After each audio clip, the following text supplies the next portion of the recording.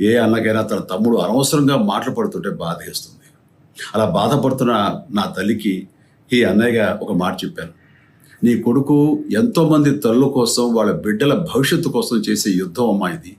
మన బాధ కంటే అది ఎంతో గొప్పది అన్నాను.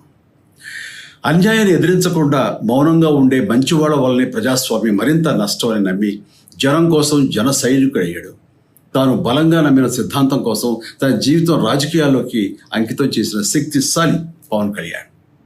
ప్రజల కోసం, రాష్ట్ర భవిష్యత్తు కోసం ఆ శక్తిని వినియోగించాలి అంటే చట్టసభలో అతని గొంతు మనం వినాలి. జనమే జయను నమ్మే జనసేనాని ఏమి చేయగలడో చూడాలంటే మీరు పిఠాపురం ప్రజలు కళ్యాణ్ని గెలిపించాలి.